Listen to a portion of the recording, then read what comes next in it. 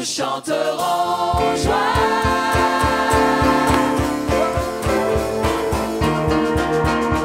Ensemble, on y va. Nous chanterons joie. Nous chanterons joie. Nous chanterons joie. Joie dans le monde. Nous chanterons joie. Nous chanterons joie. Nous chanterons joie. Joie dans le monde. Alléluia, plus fort que ça, on acclame le roi des rois, le Seigneur des seigneurs. Alléluia, alléluia, encore, encore, encore, c'est pour lui, c'est pour le roi des rois, c'est pour le Seigneur des seigneurs. Alléluia, merci Jésus. Oh, nous sommes dans la joie de pouvoir te louer, de pouvoir t'adorer. Alors qu'on va chanter ce chant qui dit « Il régnera ». Peu importe ce que tu vis dans ta situation, peu importe ce que tu vis au quotidien, peu importe ton problème, peu importe, le Seigneur connaît ton cœur, connaît ce qui s'y passe. Et je t'invite à dire « Il régnera ». Il régnera sur ton cœur, il régnera sur ta vie, il régnera sur cette situation que tu vis. Il régnera sur ta famille, il régnera et il te conduira. Alléluia.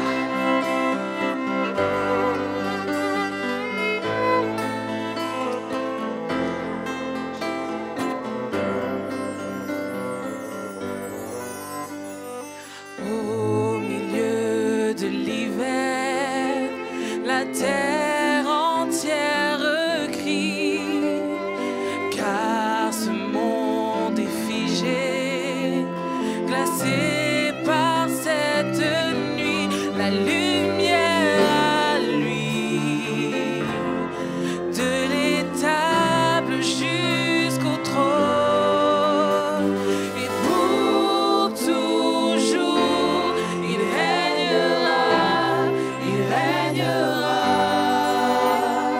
Pour toujours, il régnera, il régnera.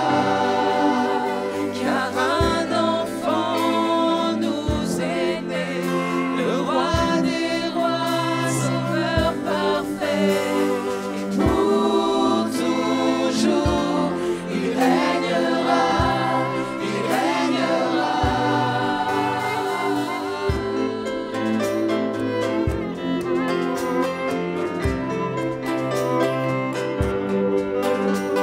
Si j'étais un des mages, j'irais au bout du monde.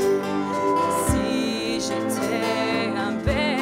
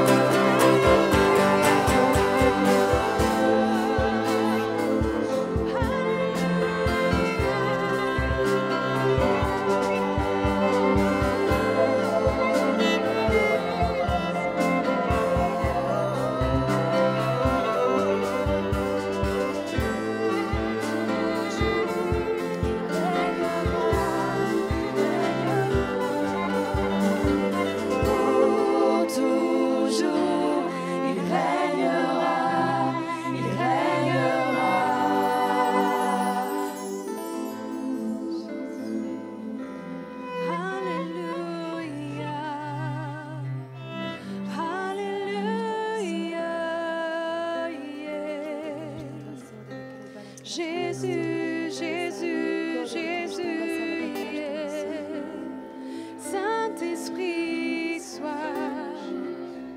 Saint-Esprit, sois le bienvenu dans ce lieu. Alléluia, Alléluia, oh yes. Alléluia, yeah. Nous te louons, nous te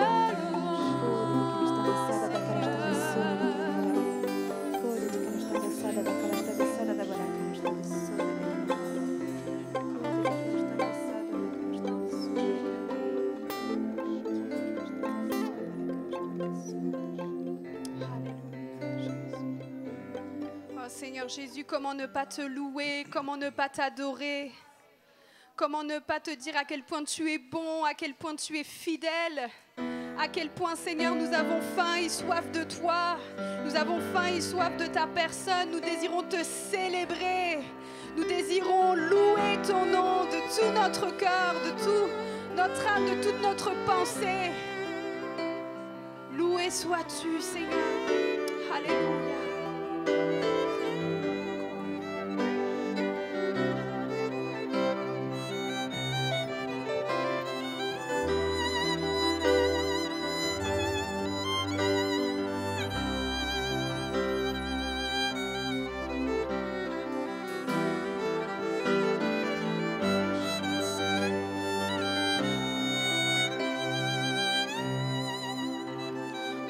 Viens bientôt, Emmanuel.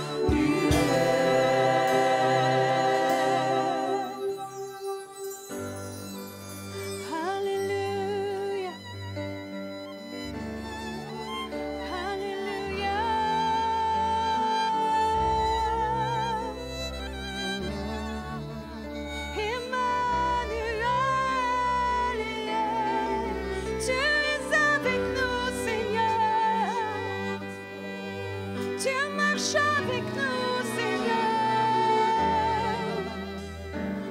Oh, yeah.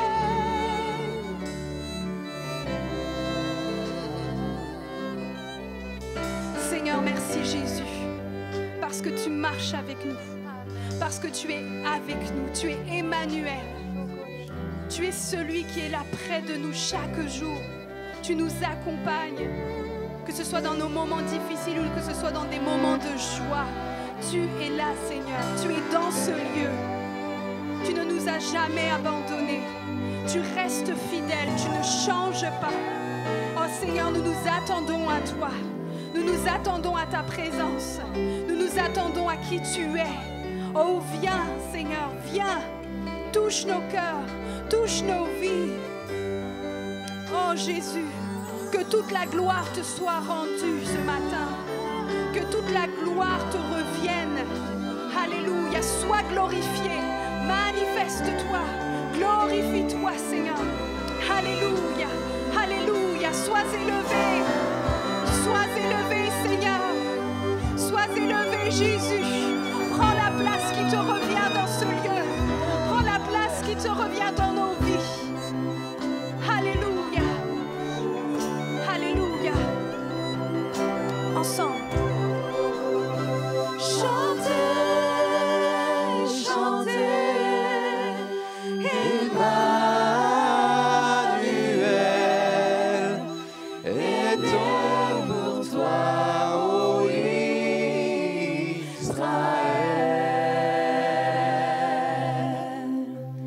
Chantez, chantez, il vient à notre appel, combler nos cœurs, Emmanuel.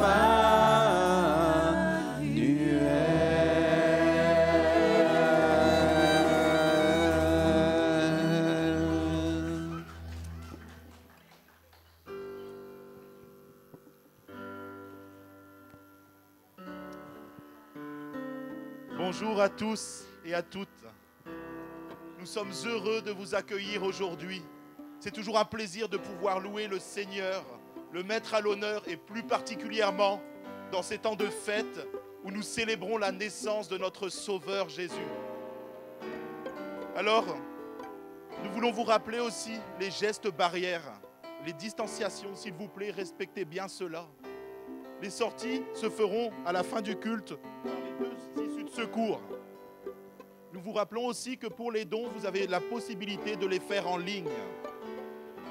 Il n'y aura pas de réunion de maison mosaïque pour le moment, elles sont annulées, vu les circonstances. Le repas qui avait été prévu aussi le 31 décembre sera également annulé à 18h30. Le dimanche 27 décembre, le culte se passera en ligne, ça ne sera pas en présentiel. Et bien sûr, la reprise des cultes se fera à partir du 3 janvier.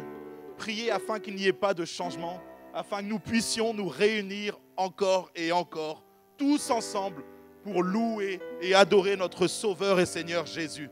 Soyez tous bénis et passez un culte merveilleux. Merci Laurie. Alors on va vous chanter un dernier chant, un petit peu. Est-ce que vous êtes prêts? Alors on va passer un moment d'offrande. Je vous invite encore à célébrer le Seigneur. Amen. Yeah.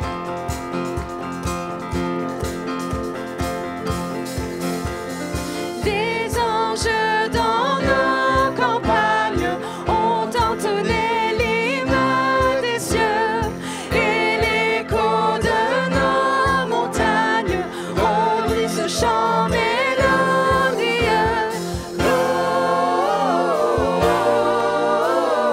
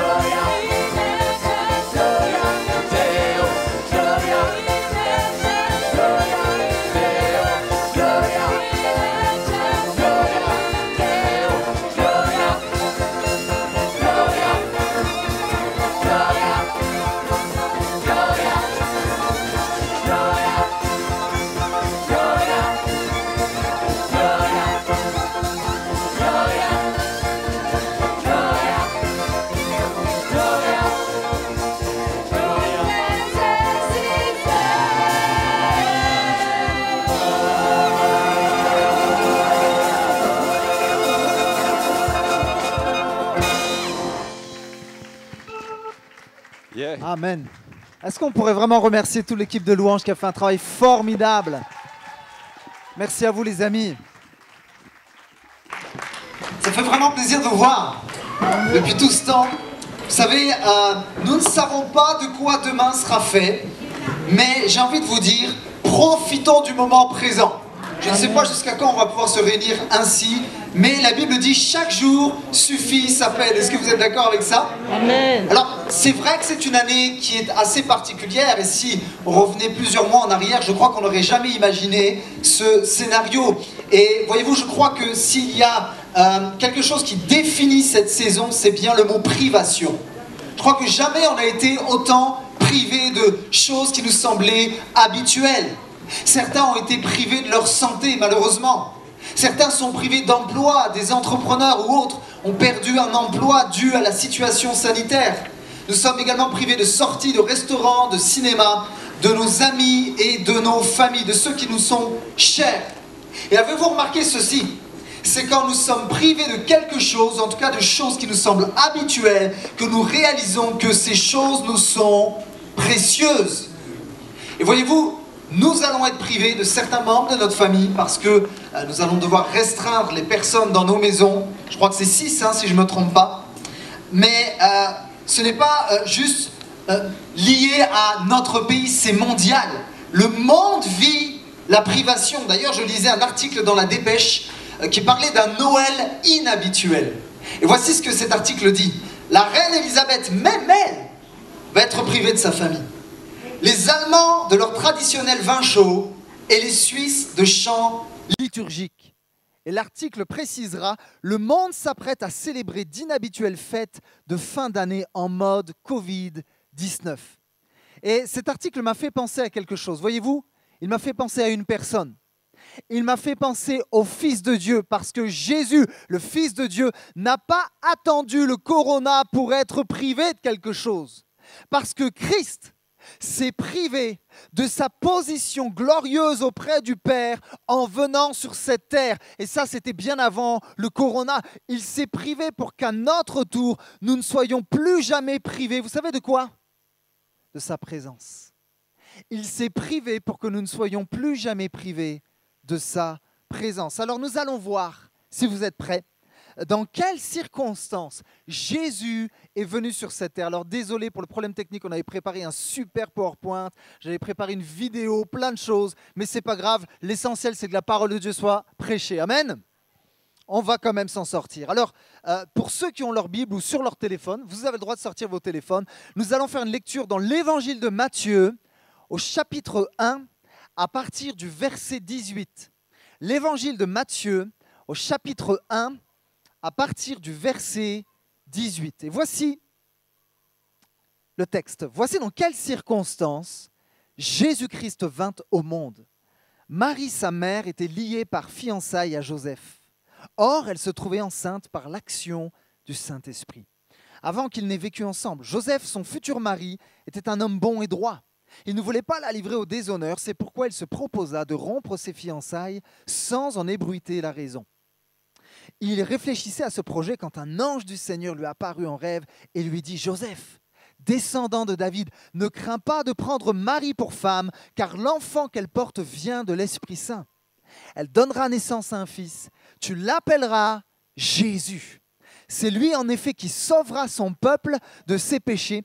Tout cela arriva pour que s'accomplisse cette parole du Seigneur transmise par le prophète.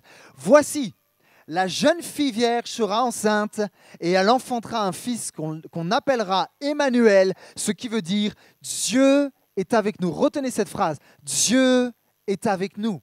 À son réveil, Joseph fit ce que l'ange du Seigneur lui avait commandé. Il prit sa fiancée pour femme, mais il n'eut pas de relation conjugale avec elle avant qu'elle ait mis au monde un fils auquel il donna le nom de Jésus. Waouh!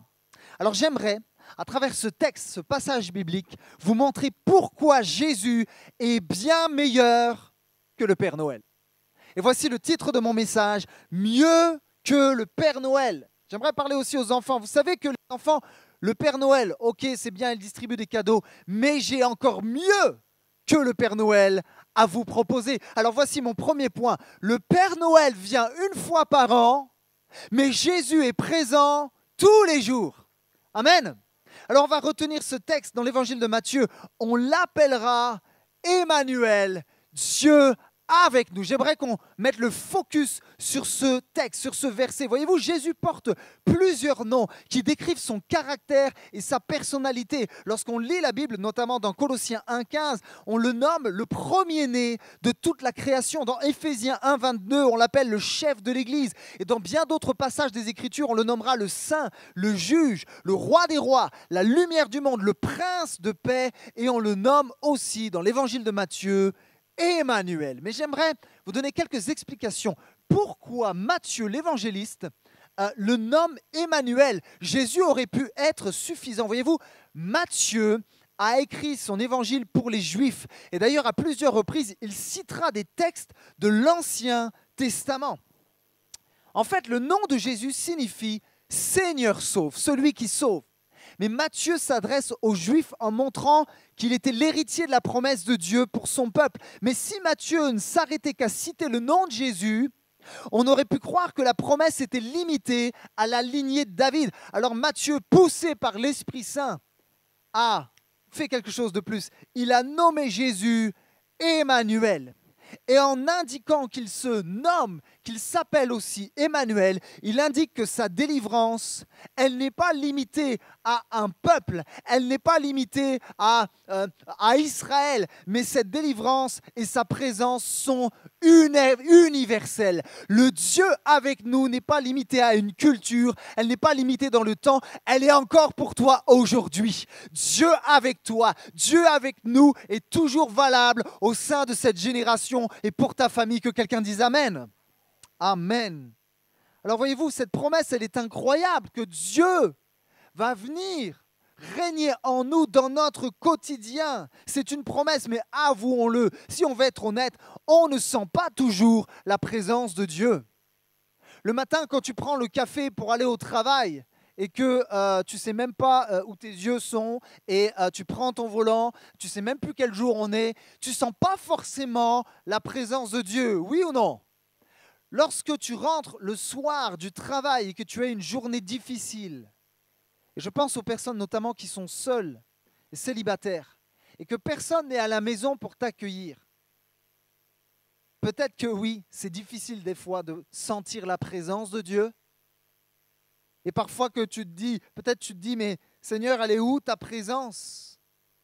Vous savez, je lisais un article dans l'Ouest France qui parlait des gens qui étaient dans la solitude et qui souffraient de la solitude. Et voyez-vous, notre situation sanitaire accentue ce phénomène de solitude. Alors je cite ce que l'Ouest France dira: pour les personnes en situation de grande solitude, la période des fêtes de fin d'année est souvent rude. Les absences sont ressenties plus cruellement encore. Cette année, les contraintes de distanciation, la limitation des regroupements familiaux pourraient amplifier encore des situations de détresse psychologique.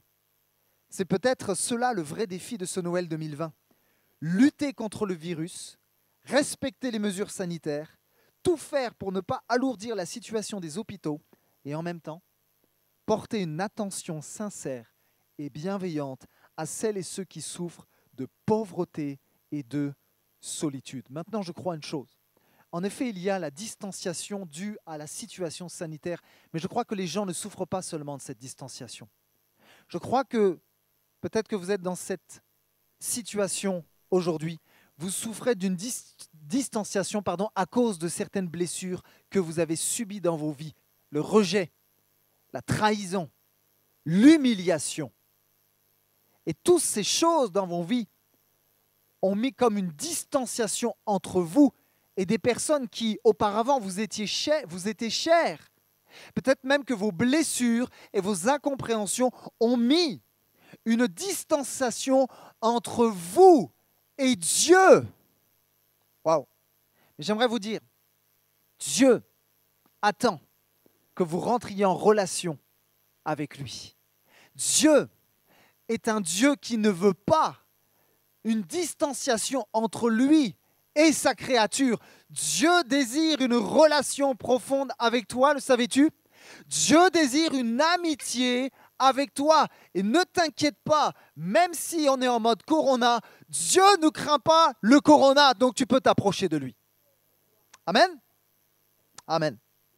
Et voyez-vous, dans l'épître de Jacques, au chapitre 4 et au verset 8, Jacques dira, approchez-vous de Dieu. Et, vous connaissez la suite, il s'approchera de vous. En d'autres mots, ce que ce texte dit, c'est tu es responsable de te rapprocher de Dieu. Voyez-vous, ce texte est inspiré du Saint-Esprit. Ce n'est pas il faut que Dieu s'approche de toi, puis après tu vas t'approcher de lui. Non, non, non, ce n'est pas dans ce sens-là. Le sens du texte, c'est approche-toi de Dieu et il s'approchera de toi. En d'autres mots, ce que le texte dit, c'est entretiens une relation d'amour avec Jésus. Non pas juste le dimanche matin, non pas juste quand tu te réunis dans ce bâtiment, mais à chaque jour de ta vie, le Seigneur Jésus veut s'entretenir avec toi. Parce que lorsque tu t'entretiens avec lui, l'Esprit de Dieu entretient ton cœur, il entretient ta foi.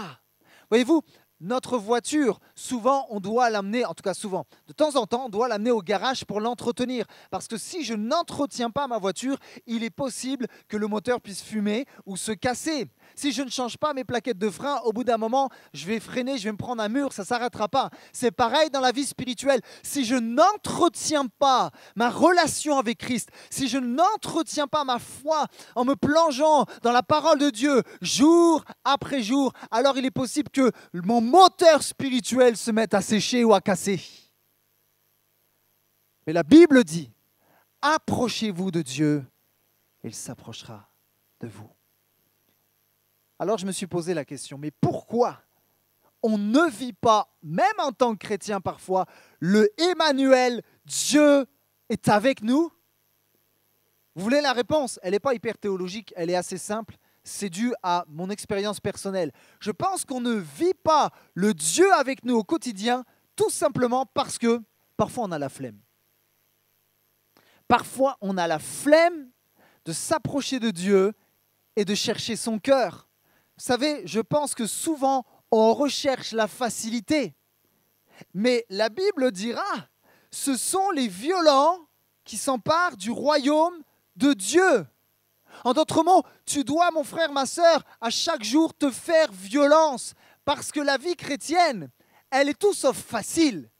La vie chrétienne ne se vit pas juste les mains dans les poches en sifflotant. La réunion du dimanche ne nous suffira pas. Il me faut passer à l'action si je veux vivre Dieu avec moi dans mon quotidien. Voyez-vous, Jésus ne nous a jamais promis la facilité. En revanche, il nous a promis d'être avec nous.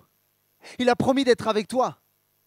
Vois-tu, Emmanuel, Dieu avec nous, ne veut pas dire qu'il te fera éviter les montagnes. Mais Emmanuel, Dieu avec nous, signifie qu'il la gravira avec toi. Emmanuel, Dieu avec nous ne signifie pas qu'il n'y aura plus de larmes, mais Emmanuel, Dieu avec nous signifie qu'il sera là pour recueillir tes larmes. Emmanuel, Dieu avec nous ne signifie pas qu'il n'y aura plus d'échecs, mais Emmanuel, Dieu avec nous signifie qu'il sera là pour nous relever lorsque nous passerons par l'échec. Et c'est là la différence.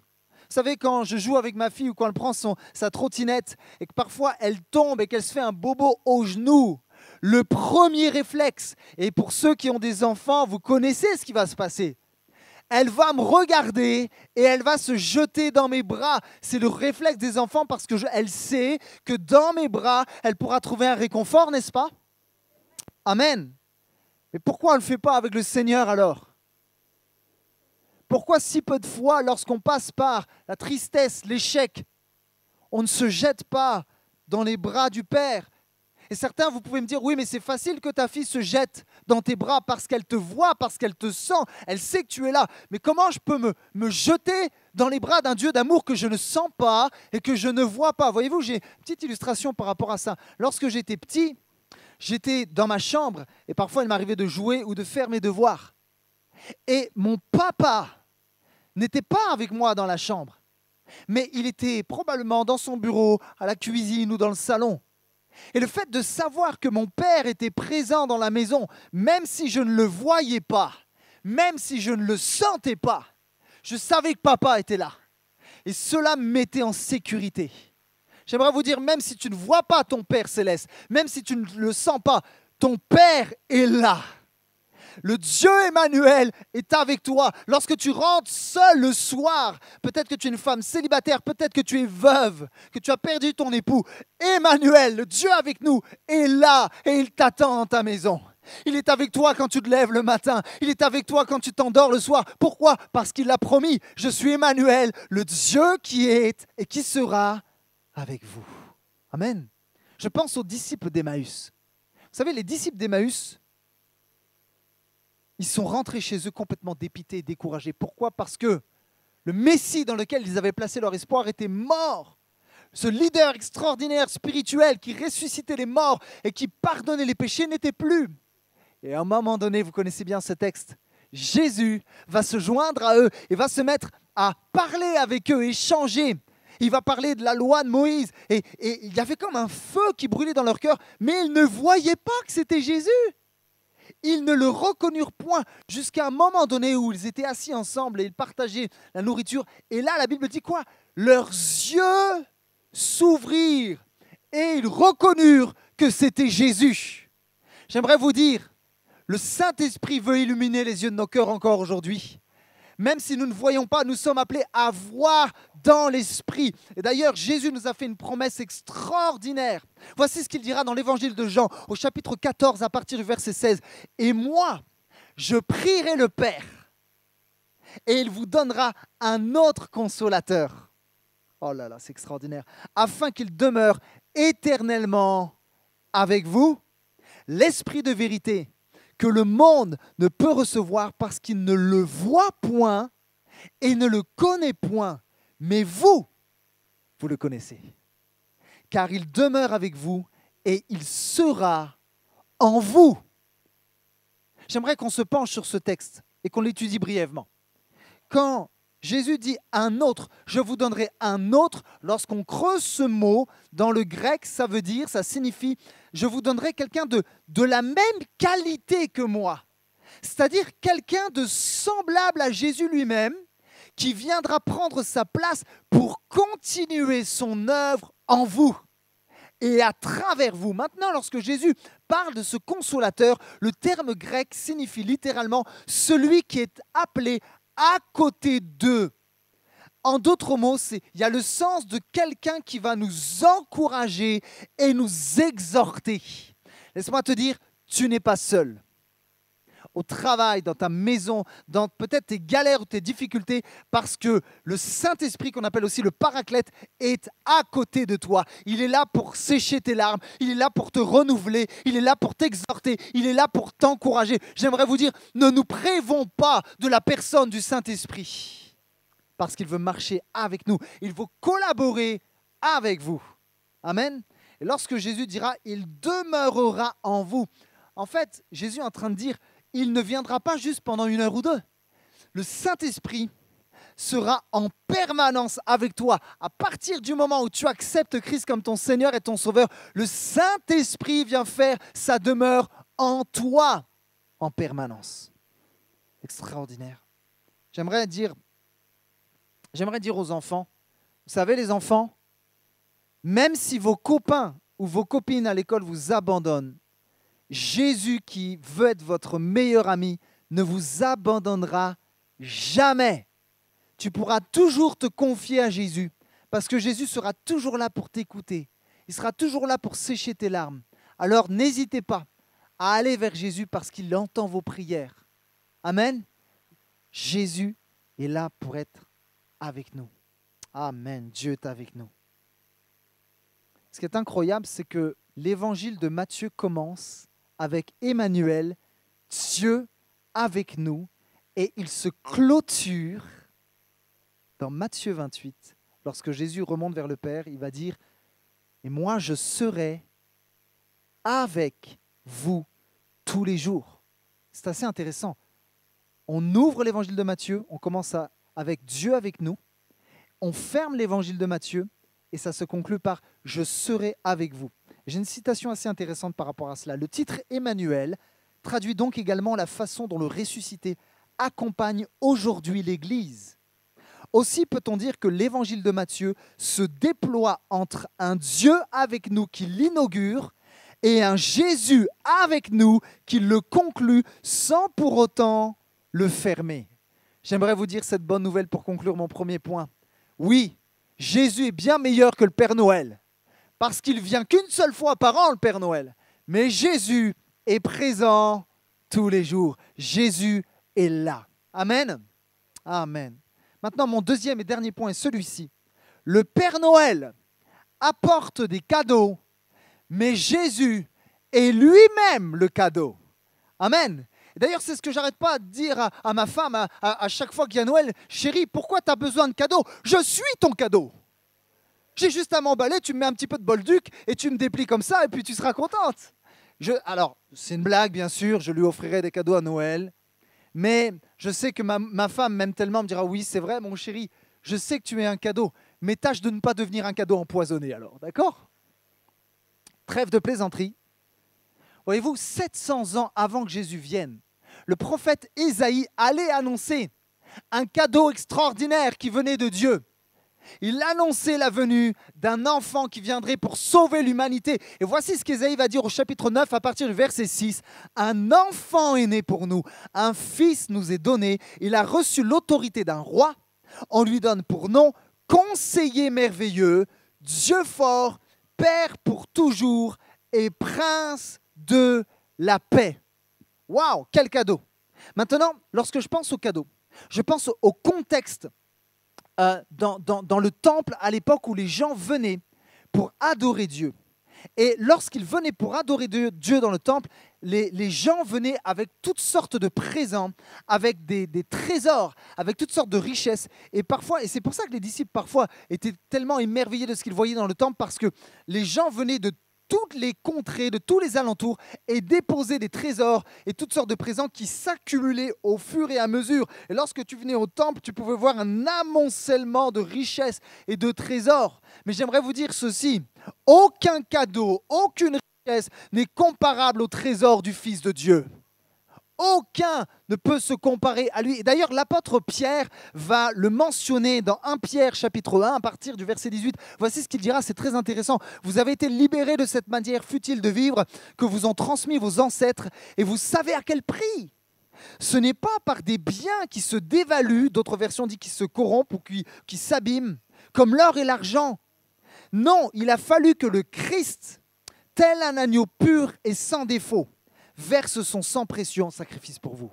Et Pierre dira, dès avant la création du monde, Dieu l'avait choisi pour cela. Et il a paru dans ces temps qui sont les derniers pour agir en votre faveur. J'aimerais vous dire, mes amis, c'est ça Noël. C'est Dieu qui s'est incarné, qui s'est fait homme pour naître, oui, pour marcher parmi nous, mais pour sauver l'humanité. Amen. C'est ça Noël aussi. Maintenant, j'ai une petite illustration par rapport à Noël. Un jour, il y a un petit garçon, il avait 3 ans, et il va voir sa maman. Et sa maman était chrétienne. Et il lui pose cette question, mais maman, ça veut dire quoi Noël? Et la maman va lui dire, tu sais mon chéri, là, Noël, c'est l'anniversaire de Jésus. Et l'enfant va répondre, c'est vrai maman, mais alors ça veut dire qu'il faut lui fêter son anniversaire et qu'il faut donner des cadeaux à Jésus.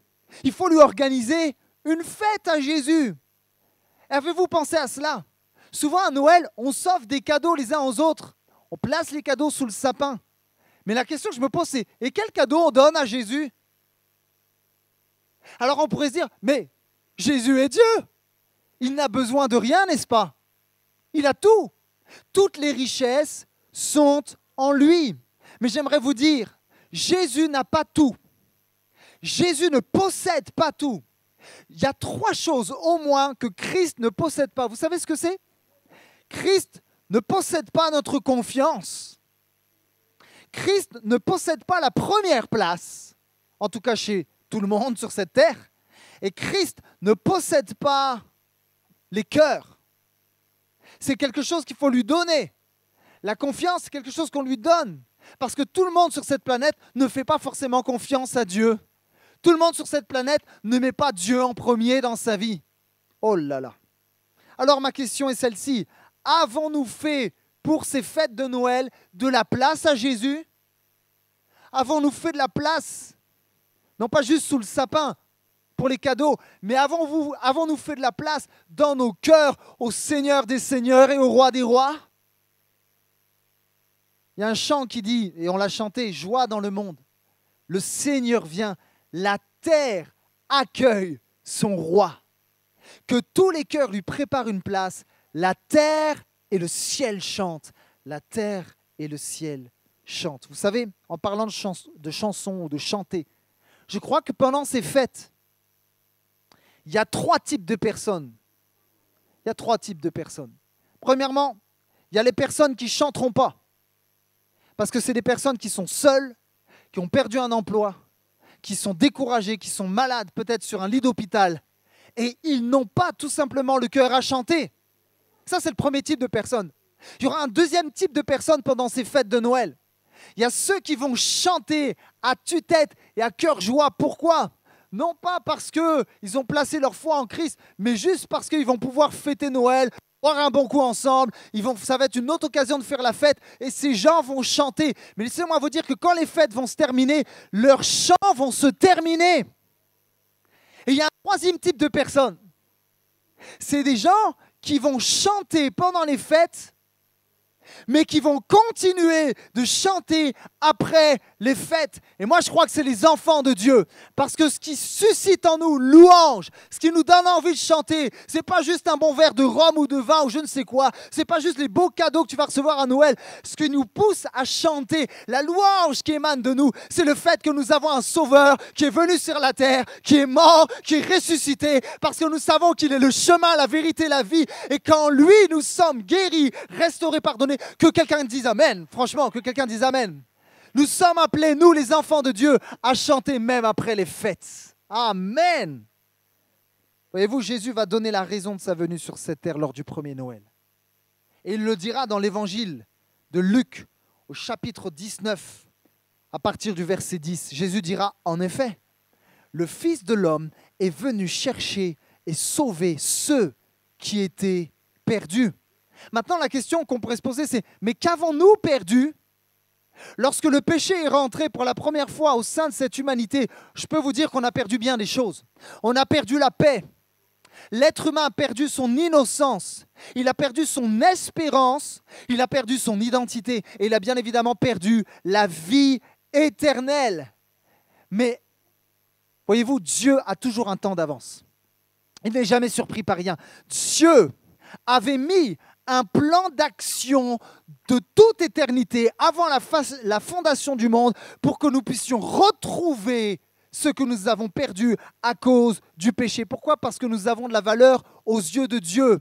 Parce qu'il est notre créateur et il veut prendre soin, il veut sauver sa créature. Et voyez, il y a une citation extraordinaire par rapport à cela. Tout ce qu'une personne est disposée à dépenser pour retrouver ce qu'elle a perdu montre la valeur de cette chose.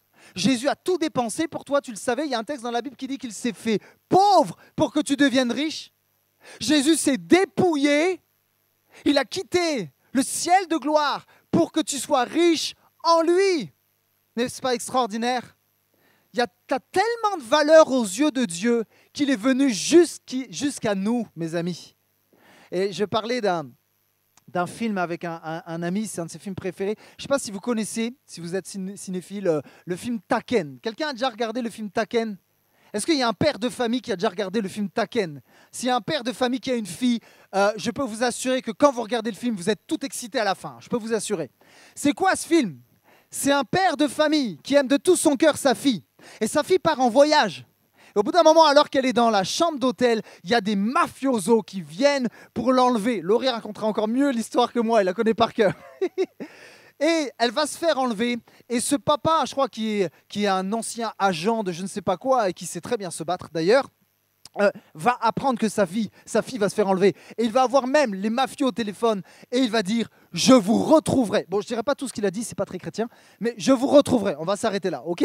Alors il prend l'avion et il se met à retourner ciel et terre pour retrouver sa fille. Il va combattre les méchants. Il y aura des fusillades. Il y aura toutes sortes de combats. Il va saigner, il va suer. Mais au bout d'un moment, il va même risquer sa vie à plusieurs reprises. Mais au bout d'un moment, il va retrouver sa fille et il va la prendre dans ses bras. Il va dire, ma fille, je t'ai retrouvée.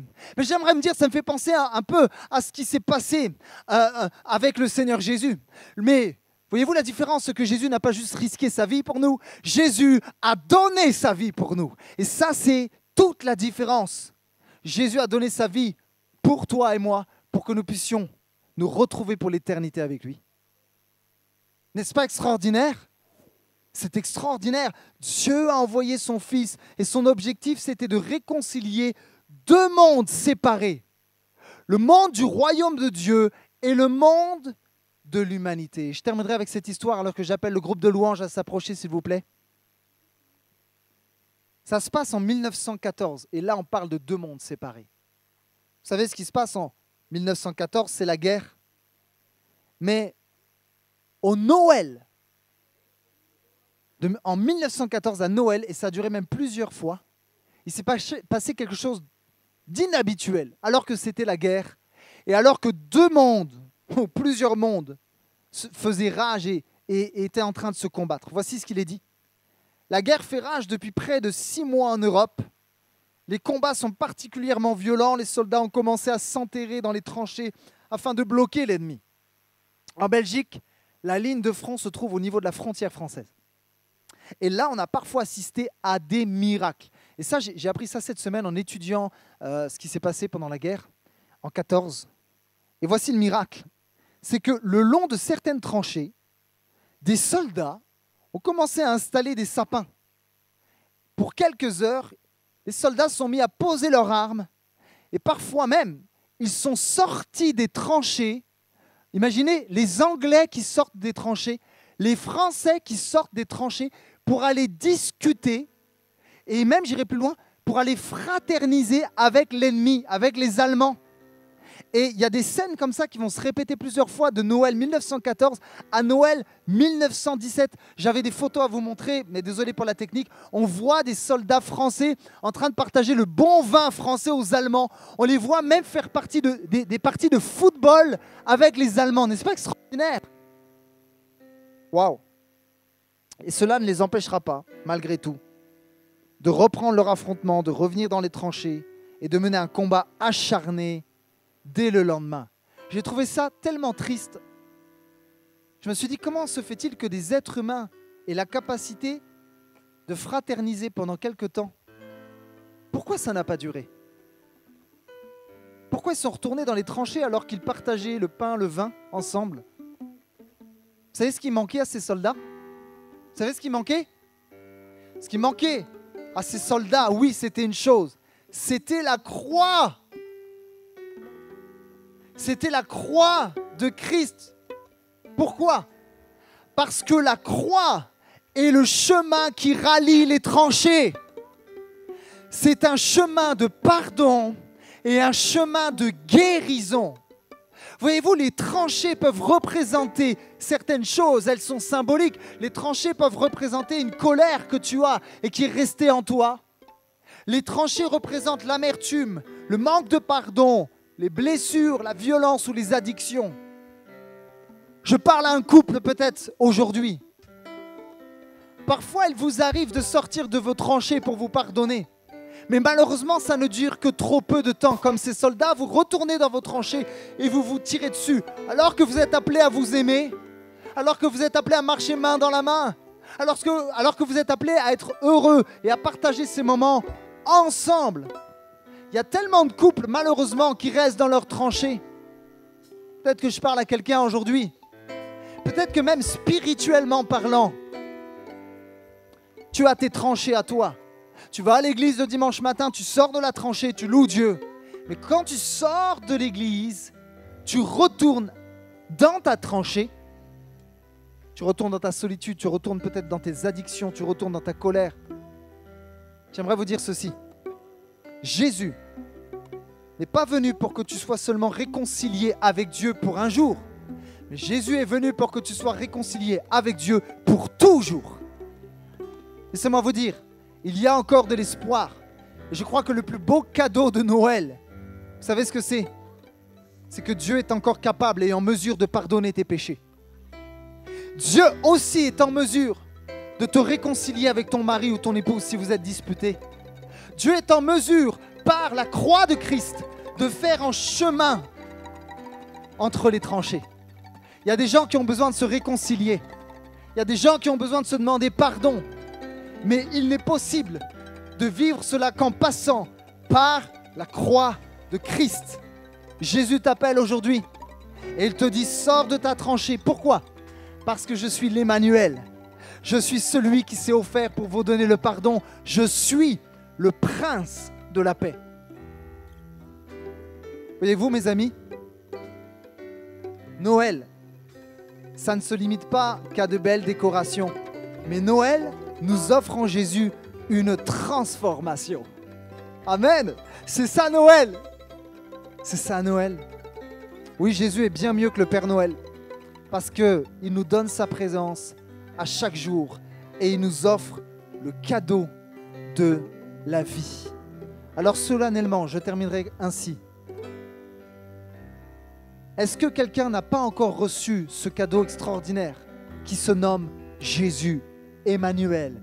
Dieu est avec nous. Si quelqu'un n'a pas encore fait la paix avec le Seigneur Jésus, si quelqu'un est dans une tranchée ce matin, Dieu t'appelle à sortir. Il te tend la main. Il a donné sa vie pour toi. Et il a le pouvoir de guérir ton cœur brisé.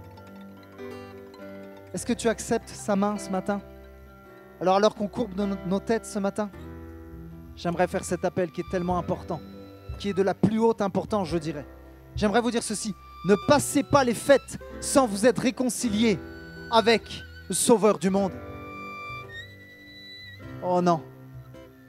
Alors si quelqu'un veut accepter Jésus comme son Seigneur et son Sauveur, si tu veux l'accepter, je te demanderai juste, alors que les têtes sont penchées, de lever ta main et de dire: oui Seigneur, je t'accepte comme mon Seigneur et mon Sauveur. Oui, je vois votre main qui s'est levée. Je vois votre main qui s'est levée. Le Seigneur voit votre main. Le Seigneur voit votre main au fond aussi. Le Seigneur voit les mains qui se lèvent. Seigneur Jésus, je prie maintenant que tu viennes pardonner nos péchés. Je prie que ceux qui n'ont pas fait la paix avec toi puissent se réconcilier avec le Dieu qui est venu donner sa vie pour nous. Seigneur, merci parce que tu es notre plus beau cadeau de Noël. Alléluia. Aujourd'hui, nous savons qu'Emmanuel est avec nous et continuera de demeurer en nous. À toi la gloire, à toi l'honneur et la louange. Merci parce qu'encore aujourd'hui, tu es venu frapper à la porte des cœurs. Merci parce qu'encore aujourd'hui, tu sèches les larmes et tu guéris les cœurs brisés. Nous te célébrons, nous t'adorons. Au nom de Jésus, nous avons prié. Amen. Amen. Mes amis, est-ce qu'on pourrait célébrer le Roi des Rois et lui dire merci pour la vie qui est en toi? Merci Jésus parce que tu es le plus beau cadeau de Noël. Et sur ce, je vous souhaite à tous de bonnes fêtes et restez avec Emmanuel, Dieu avec nous. Je vous invite à vous lever. On va chanter ce chant qui dit: oh viens bientôt Emmanuel. Qu'on puisse prendre un moment sur ce qui a été dit et ce qui a été prêché. Dieu est avec nous. Amen. Amen.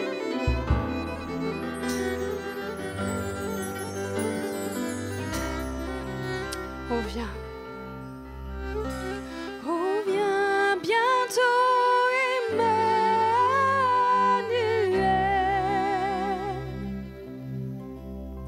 Viens pour délivrer Israël. Ton peuple attend pour te bénir. Le Fils de Dieu qui va venir. Chantez, chantez, Emmanuel est né pour toi.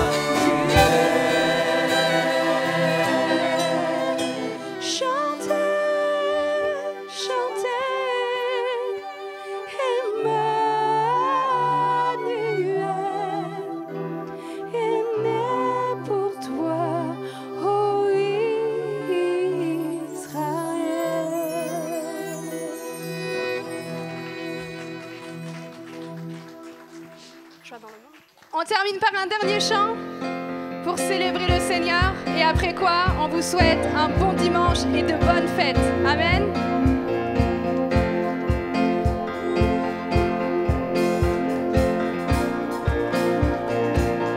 On y va.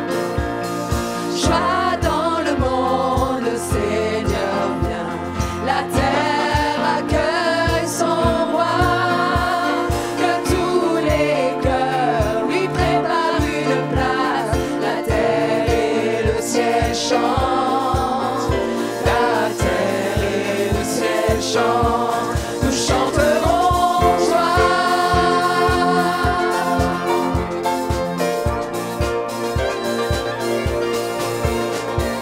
Joie dans le monde, le Sauveur règne. Entonnons ce refrain.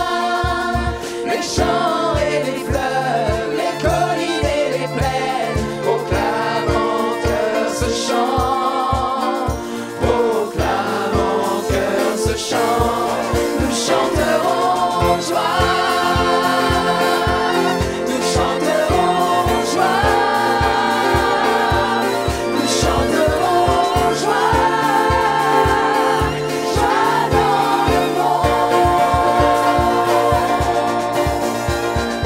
Il tient le monde entre ses mains et fait connaître au peuple les grandes merveilles de sa justice, la gloire de son amour, la gloire de son amour. Nous chanterons joie, nous chanterons joie, nous chanterons joie, joie dans le monde. Nous chanterons joie, nous chanterons joie, nous chanterons joie, joie dans le monde. Nous chanterons joie, nous chanterons joie, nous chanterons joie.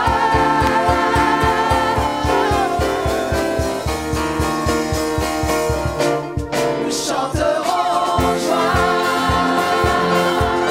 nous chanterons joie, nous chanterons joie, joie dans le monde. Nous chanterons joie, nous chanterons joie,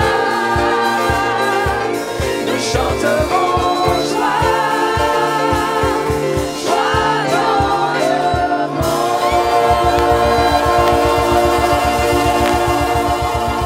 Bon retour à chacun, bonne fête en famille, soyez bénis.